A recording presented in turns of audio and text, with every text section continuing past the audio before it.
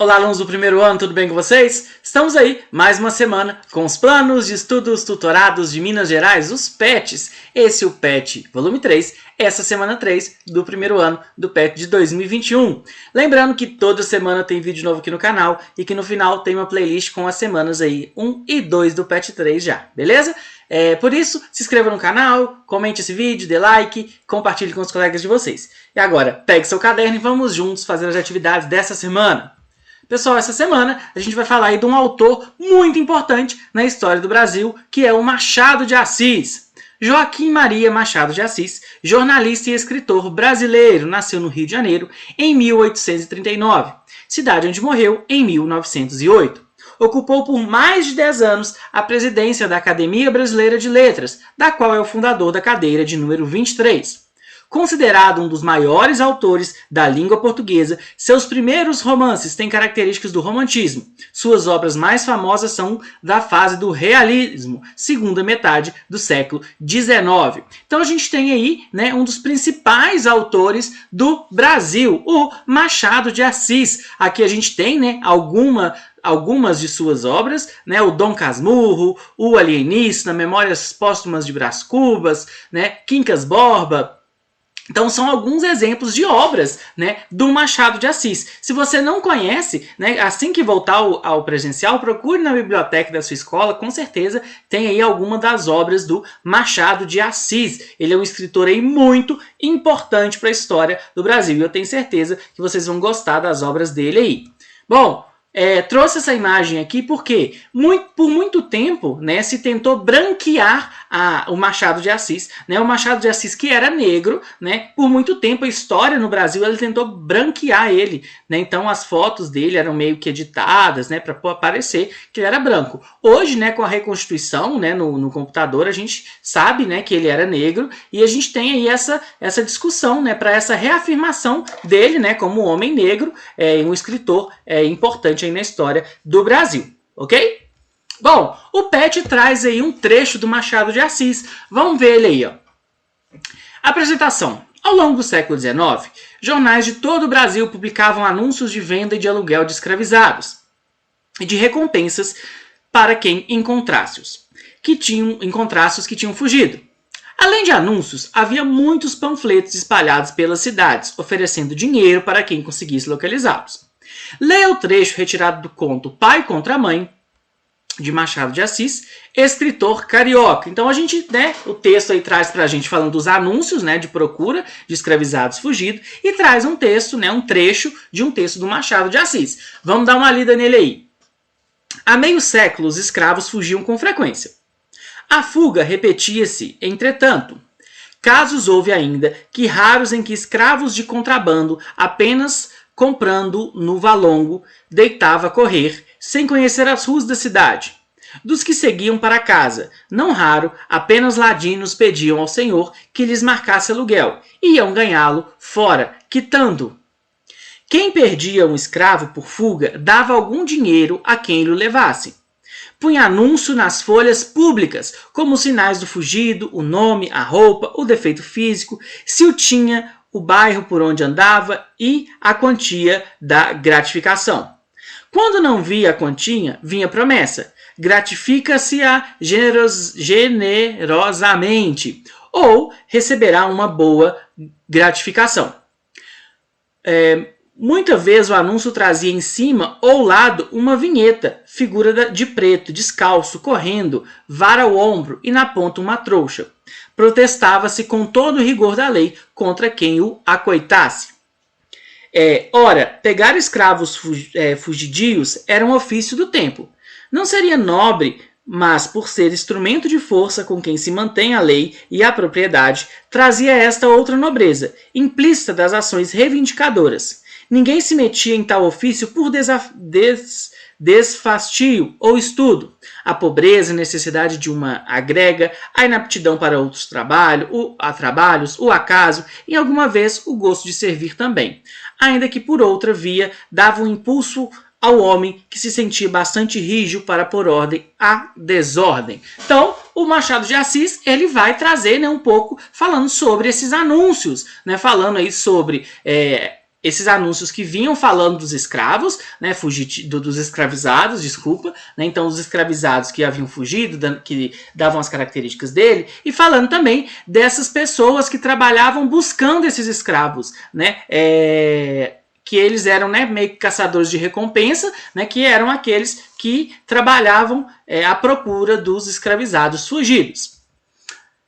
Pessoal, aí tem também, né, é interessante o vocabulário do texto, então algumas palavras que talvez, né, a gente não use mais, algumas que não são conhecidas. Então, aí, ó, Valongo, região da cidade do Rio de Janeiro, onde havia um mercado de escravizados recém-chegados da África. Ladino, dizia-se dos escravizados que eram nascidos no Brasil. Quitandar, vender alimentos nas ruas, atividade geralmente feita no século XIX pelos escravos de ganho. Os escravos de ganho eram escravizados, né, que eles trabalhavam, né, nas cidades e depois voltavam, né, no final do dia para as suas casas, para as casas, né, dos seus donos. Folhas públicas eram os jornais.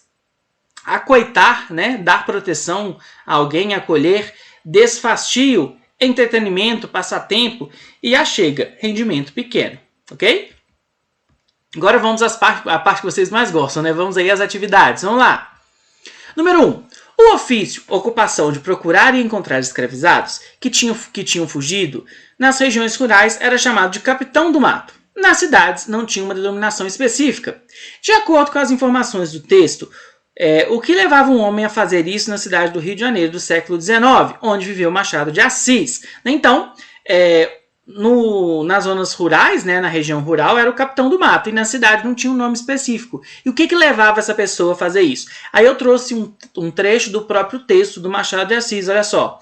Ninguém se metia em tal ofício por desfastio ou estudo. A pobreza, a necessidade de uma achega, a inaptidão para outros trabalhos, o acaso e alguma vez o gosto de servir também, ainda que por outra via, dava um impulso ao homem que se sentia bastante rígido para pôr ordem à desordem. Então, tá falando o quê? Que a necessidade fazia com que existissem algumas pessoas que realizassem esse tipo de trabalho, né? Então aí ele vai falar que não era por estudo, não era por gosto, era por quê? Por necessidade, né? Então, a fim de ganhar dinheiro, a fim de ganhar o seu sustento, as pessoas, né, elas se sujeitavam a ter esse tipo de trabalho. Então aí, ó, de acordo com as informações do texto que levava um homem a fazer isso na cidade do Rio de Janeiro, a necessidade, a procura, né, por uma renda, ok?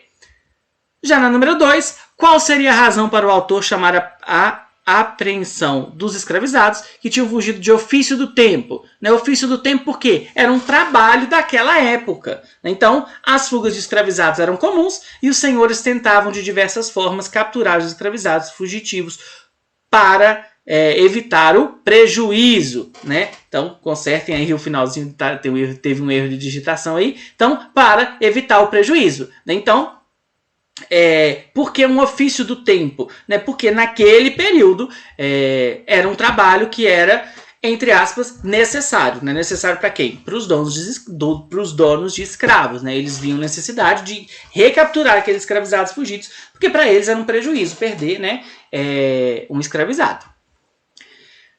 Na número 3, compare o segundo parágrafo do texto com o panfleto que se segue publicado em 1854 na mesma cidade do Rio de Janeiro. E aí a gente tem, olha só, crioulo fugido, e aí a gente tem um valor, né? Aí a gente tem, ó, ainda fugido desde o dia 18 de outubro de 1834, o escravo crioulo de nome Fortunato, de 20 e tantos anos de idade, com falta de dentes na frente, com pouco ou nenhuma barba, baixo, reforçado e picado de bexigas, que teve há poucos anos, e muito pachola, mal encarado.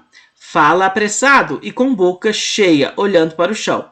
Costuma às vezes andar calçado, institulando-se forro, e dizendo chamar-se Fortunato Lopes da Silva. Sabe cozinhar, trabalhar de encadernador e entende plantações da roça, donde é natural. Quem o prender, entrega a prisão e avisar na corte ao seu senhor Eduardo Laene, e aí, né, o endereço dele. E aí no final, ó, tem o valor da gratificação. Então a gente vê que você tem a descrição da pessoa, né, a descrição do jeito físico, né, até um pouco da personalidade. E a gente tem um desenho, né? Até o Machado de Assis fala sobre esse desenho. Olha só, eu trouxe o segundo parágrafo do texto. Quem perdia um escravo por fuga dava algum dinheiro a quem o levasse. Punha anúncios nas folhas públicas como os sinais do fugido, o nome, a roupa, o defeito físico, se o tinha, o bairro por onde andava e a quantia da gratificação. Quando não tinha quantia, vinha a promessa: gratifica-se e generosamente, ou receberá uma boa gratificação.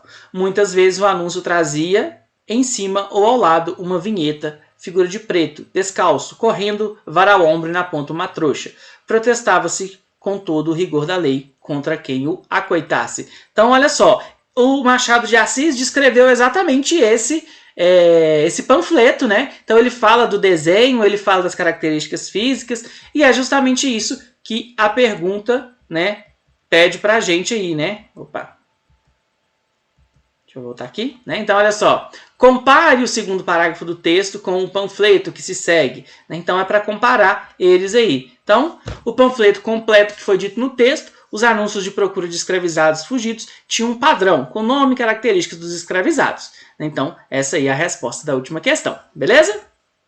Bom, pessoal, esse primeiro site aí, né, um site do próprio MEC, com algumas informações da obra do Machado de Assis, e convido a vocês, né, para procurarem mais sobre ele, lerem algumas obras aí. E é isso. Boa semana, bons estudos. Não se esqueça de se inscrever no canal, dar like nesse vídeo, curtir, comentar, compartilhar com os colegas de vocês. Comenta aqui embaixo o seu nome e a sua cidade para que eu mande um salve aí para você. E muito obrigado para quem tem comentado bastante aí nos vídeos. Beleza? Até a próxima. Valeu!